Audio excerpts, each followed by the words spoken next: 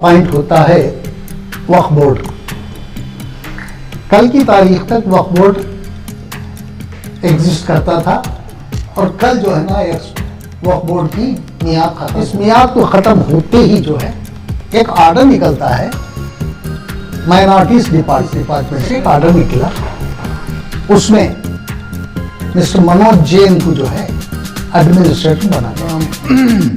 Press के भाइयों को खुशामदीद कहता हूँ। आज मुझे आप लोगों को तकलीफ इसलिए दे रहा हूँ कि कल एक आर्डर निकला माइनॉरिटीज डिपार्टमेंट से। किसका एडमिनिस्ट्रेटर बनाया है?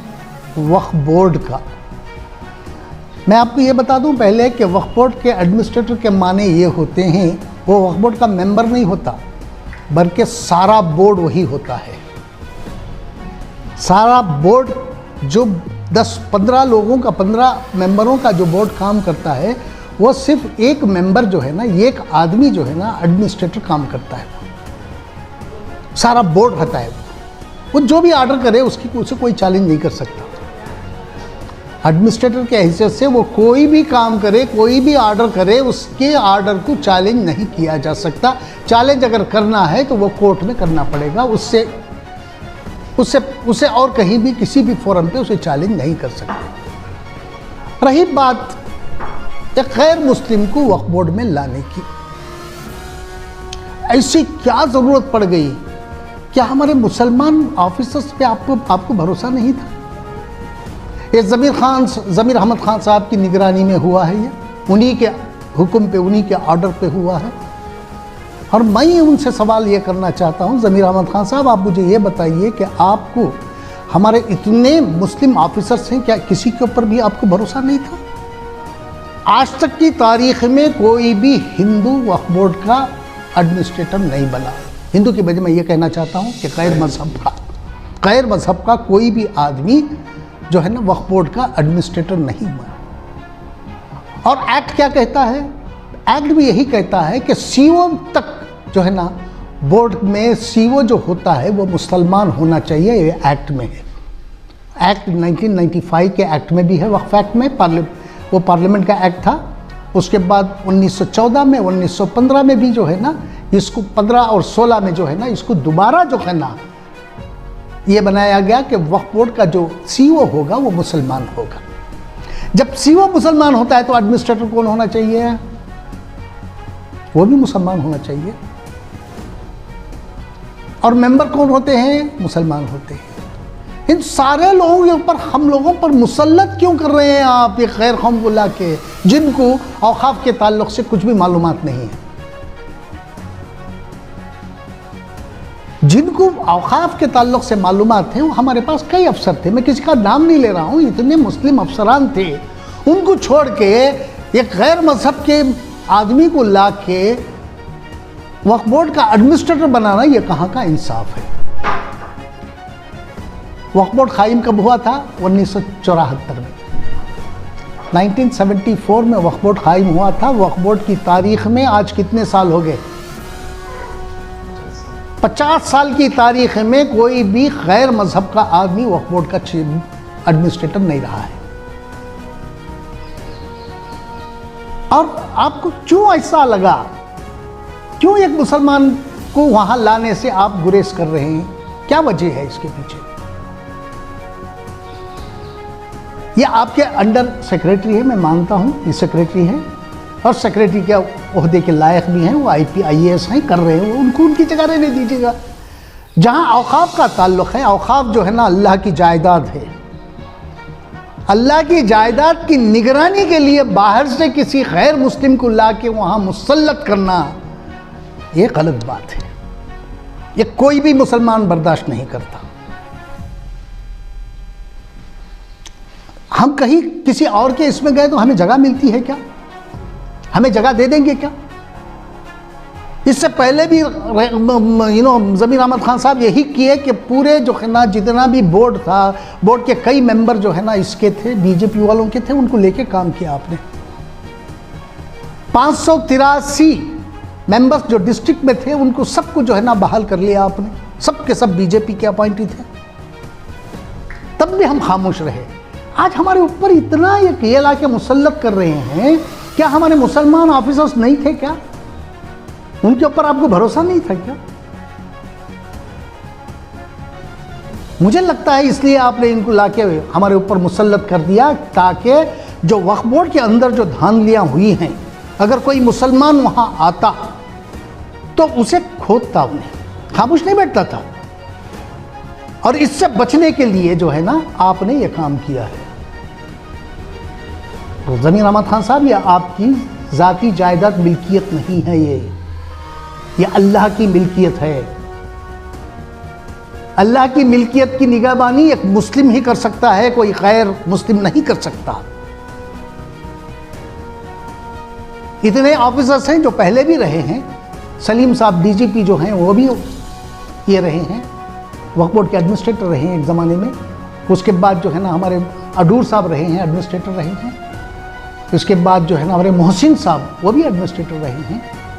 उनको काम मालूम था, उनको औकाफ की जायदाद कैसे बचाना उनको मालूम था। किसी को भी दूसरा, कई ऑफिसर्स हैं हमारे, आईएएस ऑफिसर्स हैं, आईपीएस ऑफिसर्स हैं, किसी को भी लाके रख सकते थे। तो ना दूसरे को लाकर रखने का आपका मंशा क्या, आप पब्लिक को बताइएगा, क्योंकि ये आपकी जायदाद नहीं है। आप अपनी मनमानी यहां नहीं कर सकते, आपकी मनमानी करने देंगे भी नहीं। हर लोग मुझसे कहते हैं कि मैं ज़मीर अहमद खान के खिलाफ हूं, मैं ज़मीर अहमद खान के खिलाफ नहीं हूं। 8 महीने से मैंने एक लफ्ज़ भी नहीं बोला, क्योंकि आपने कोई गलती नहीं की थी। जब गलती करते हैं तभी मैं बोलता हूं। अब इतनी बड़ी गलती आपने, और दूसरा सबसे बड़ा कौम के साथ क्या मजाक किया है मालूम है आपने? हिंदुस्तान के मुसलमान जो है ना, वक्फ एक्ट की जो बिल आ रही है उसकी खिलाफ वर्जी कर रहे हैं, उसे बचाने की कोशिश कर रहे हैं। क्योंकि उस बिल में जो है ना मुसलमानों की जगह एक हिंदू भाई को भी लाने की बात हो रही है। 2 हिंदू भाइयों को हर बोर्ड में रखने की बात कर रही है वो बिल, उसके खिलाफ कर रहे हैं हम लोग। सारा हिंदुस्तान का मुसलमान उसके खिलाफ है। करोड़ों लोग जो है ना, इन्होंने इसके ऊपर जो है ना मेल वगैरह भेजे, चीफ जस्टिस को भेजे, प्रेसिडेंट ऑफ इंडिया को भेजे, स्पीकर को भेजे, और जो है ना कमेटी को भेजे, जेपीसी को भी भेजे। जेपीसी में जाके उन्होंने उनको बातचीत भी की। जब हम लोग वहाँ लड़ रहे हैं तो आप ये बताने की कोशिश कर रहे हैं कि हिंदू को लाके, गैर मुस्लिम को लाके वहाँ बिठा के आप क्या ये मैसेज देना चाह रहे हैं? कल अगर पार्लियामेंट में इस बात का सवाल उठेगा, कोई ना कोई मेंबर सवाल पूछेगा कि भाई कर्नाटक में जो है ना, कर्नाटक का वक्फ मिनिस्टर जो है ना, वहाँ एक गैर मजहब के आदमी को जो है ना ये बनाया था, एडमिनिस्ट्रेटर बनाया था, तब आपने कोई ये नहीं की, आप खामोशी से सह लिए। तो अगर हम भी वही बात कर रहे हैं, उसमें भी हमें हिंदू भाइयों को लाने की हम बात कर रहे हैं, तो हम क्या गलत कर रहे हैं? कर्नाटक में कांग्रेस की सरकार ने बनाया है एक गैर मजहब के आदमी को एडमिनिस्ट्रेटर। एडमिनिस्ट्रेटर का माना जो है ना वो सारा बोर्ड है। अब बोर्ड को जो है ना आप ये कर रहे हैं, मैं बोर्ड में एक मेंबर को लाने की कोशिश कर रहे हैं, तो आप अपोज क्यों कर रहे हैं? क्या कांग्रेस पार्लियामेंट में इसका जवाब दे सकेगी? मजाक खेल कर लिया आपने। अगर आपको मालूमात नहीं है तो किसी से कंसल्ट करिएगा। आपने ये साबित कर दिया मैं सिर्फ अनपढ़ जाहिल ही नहीं बल्कि नाकारा भी हूं। किसके साथ आप गेम खेल रही है?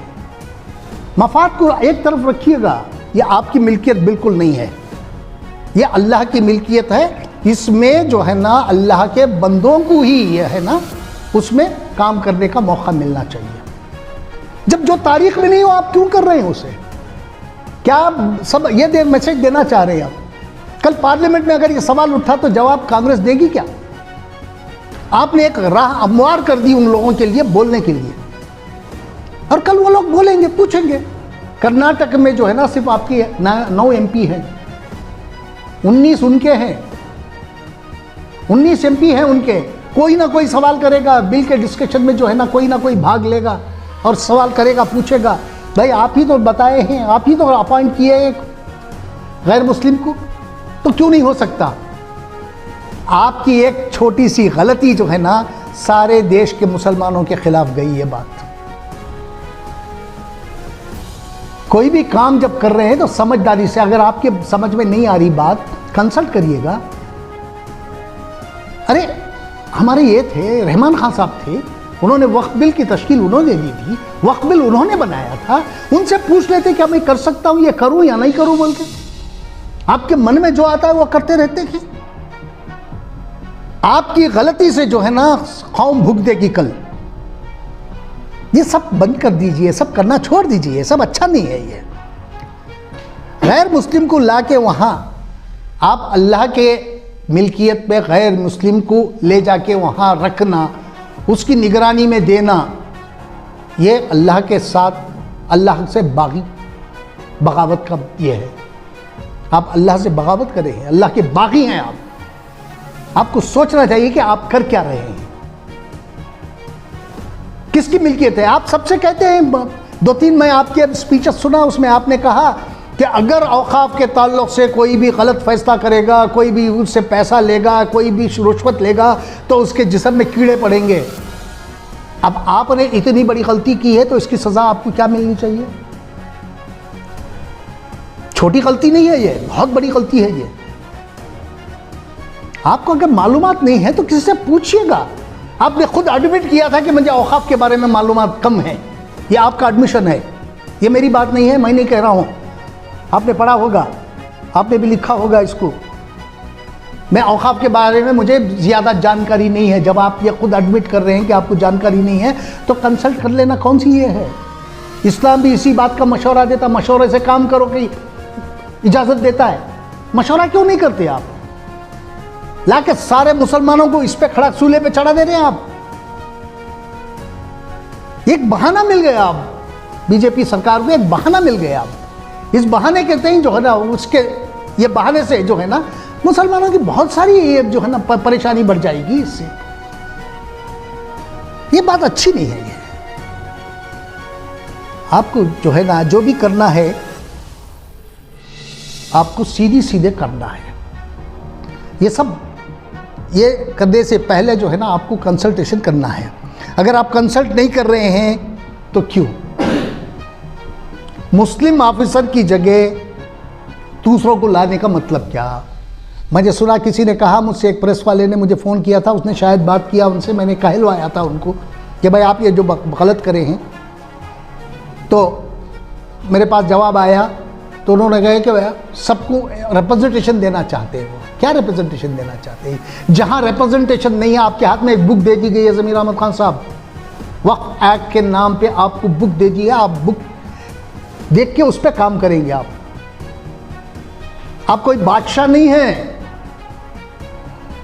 आप एक पब्लिक सर्वेंट हैं, अवाम के नौकर हैं, आप जवाबदेह हैं। आप वहां मुसलमानों के नुमाइंदे हैं, नुमाइंदगी ढंग से करिएगा। अगर मुसलमानों का फायदा नहीं कर सकते तो उनका नुकसान भी मत करिएगा। आप उस बात का आपको हक भी नहीं है। दूसरों को बोलने का मौका क्यों देते हैं आप? हर चीज जल्दबाजी में, हर चीज जल्दबाजी में। अरे इतनी बड़ी गलती कर दी है आप, इससे कल कौन भुगतेगी? आप नहीं, आप तो निकल जाएंगे, आप आज हैं कल नहीं है। लेकिन ये मत समझिएगा कि मैं परमानेंट हूं यहां। आप जैसे बहुत आए, इससे पहले भी कई मिनिस्टर आए औकाफ में, आप उनके एक नाखुन बराबर भी आपने काम नहीं किया आज तक। अजीज शेख साहब की, यहिया साहब की, नज़ीर साहब की, वो कोई भी पार्टी में रहने दीजिए, लेकिन जो उन्होंने काम किया औकाफ में उसका 1% भी आपने नहीं किया आज तक। और नुकसान में नुकसान ही हो रहा है। ये कब तक हम सहते रहें, कब तक देखते रहें? मैं आपसे अपील करता हूं, इसको आगे मत बढ़ाइएगा। फौरी तौर पर इस ऑर्डर को विड्रॉ करके कोई भी मुसलमान हो उसको लाके वहां बिठाइएगा। किसी इन्होंने कहा कि 1 महीने के लिए, 1 महीने नहीं, 1 दिन के लिए भी क्यों ना सही। आपने जो गलती की है वो आज अगर आप विड्रॉ करेंगे तब भी आपके ऊपर बात जाती है, अगर विड्रॉ नहीं करे तब भी बात जाती है आपके ऊपर, क्योंकि आपने एक इशू दे दिया है उनको, बीजेपी वालों को आपने एक इशू दे दिया है। क्या आप कांग्रेस के मिनिस्टर या बीजेपी वाले के नाम पे कर रहे हैं? अगर कांग्रेस में रहे तो लायल रहिए कांग्रेस को। बीजेपी वाले जो चाह रहे थे वो कर रहे हैं ना आप। इसलिए भैया फौरी तौर पर इस ऑर्डर को विड्रा करिएगा। विड्रा करके जो है ना, किसी को भी हो, एक मुसलमान को जहां जो जिसका हक है उसको वहां लाके बिठाइएगा। कोई भी हो मुसलमान, मुझे उससे कोई मतलब नहीं है, मैं कोई नाम बता नहीं रहा हूं। किसी भी हो, कोई भी वक्त के बारे में जानता हो, जिसके दिल में भी औकाफ की जायदाद का दर्द हो, ऐसे आदमी को आप लाके बिठा के काम लीजिए उससे। सियासत इस पर मत करिएगा, यह सियासत करने की जगह नहीं है। अल्लाह की मिल्कियत की हिफाजत की जगह है। आपको अल्लाह ताला ने एक मौका फराहम किया है, इसमें गलत काम मत करिएगा। आप जहां कर रहे हैं मालूम है, हमें क्या क्या हो रहा है सब मालूम है। आप समझ रहे रहेंगे हमें कुछ भी मालूम नहीं, हमें सब मालूम है कौन क्या कर रहा है, कि कहां से कैसे लूट मार मची है, ये भी हमें मालूम है। ये आप ही के लोगों का कहना है। अगर किसी दिन सुनना चाहें तो मैं सुना देता हूं आपको सारी कहानी। ये मेरा कहना नहीं है, ये आप ही के लोगों का कहना है। रिकॉर्ड करके भेजते हैं मेरे पास। इसे आगे बढ़ने मत दीजिएगा। अगर इसे आगे बढ़ने दें, हमें ले जाने का आता है, हम आगे भी ले जा सकते हैं इसे। यहां तक आई है बात, इसको यहां खत्म कर दीजिए। कल जो होगा बात देखा जाएगा। और अच्छी सियासत करिएगा। अब 10 दिन पहले जो है ना, चीफ मिनिस्टर से मुलाकात हुई थी। आज की बात बोल रहा हूँ, आज आपका अखबार पढ़ा, सालार पढ़ा मैं, सालार में उनकी तस्वीर लगी है और सुरजेवाला साहब की भी एक तस्वीर लगी है।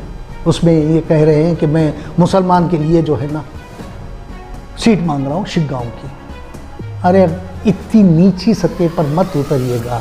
10-12 दिन पहले चीफ मिनिस्टर ने खुद कहा है, मैं अगर दूंगा तो सीट सिर्फ मुसलमानों को दूंगा शिगांव से, चाहे वो जीते चाहे हारे। ये जो है ना हमारे चीफ मिनिस्टर की बात थी। मैंने डीके से भी बात कर लिया हूँ, अगर किसी को शिगांव से में लड़ाएंगे हम कांग्रेस की तरफ से, वो सिर्फ मुसलमान होगा। मुसलमान के अलावा हम किसी को नहीं देंगे वहां से सीट। आज आप ये कह रहे हैं, ये ड्रामा क्यों कर रहे हैं? अरे आप ये कहते कि चीफ मिनिस्टर कह रहे हैं ये बात तो मैं मान जाता। आप ये बात नहीं कर रहे कि मैं मांग रहा हूं। अरे चीफ मिनिस्टर ने खुद डिक्लेयर कर दिया, आप क्या मांग रहे हैं? इतनी नीचे सतह की सियासत क्यों कर रहे हैं आप? कल चीफ मिनिस्टर, कल मुसलमान का नाम अनाउंस होते ही बोलेंगे मैंने किया है। अरे ये सब ड्रामे रखिए अपने पास। जो है सही अच्छी सियासत करिएगा। आज तक आपके मुंह से मुसलमानों के ताल्लुक से कोई बात नहीं निकली। इतने हादसे हो गए, कोई बात नहीं निकली। चंदगिरी में हादसा हो गया, उसे कोई आज तक कॉम्पनसेशन नहीं दिलाया आपने। माइनॉरिटी के मिनिस्टर हैं आप। कई जगह ऐसे ये हो गया, एक इसने तमाचा मार दिया एक हमारी बहन को, एक ऑटो ड्राइवर ने। रात को 12 बजे मैं चीफ मिनिस्टर को उठाना पड़ा, मुझे बात करना पड़ा। आप क्या कर रहे थे? ये आपकी जिम्मेदारी थी, मेरी न। में आपने मुंह तक नहीं खोला। हमारी एक बहन को तमाचा मारता है एक ऑटो ड्राइवर, तब भी आप खामोश, आपका मुंह खुलता नहीं है। क्योंकि मुसलमानों के मसाइल से ज्यादा आपको अपनी कुर्सी की फिक्र है। ज़मीर अहमद खान साहब, कुर्सियां आती चले जाते हैं। अजीज सेठ साहब का एक कौल याद रखिएगा। अजीज सेठ साहब से जब बात हो रही थी, एक दिन उन्होंने कहा था, मैं कुर्सी के पीछे कभी नहीं दौड़ा, कुर्सियां मेरे पीछे दौड़ती है, मैं क्या करूं। इस पे अमल करिएगा। शुक्रिया, थैंक यू।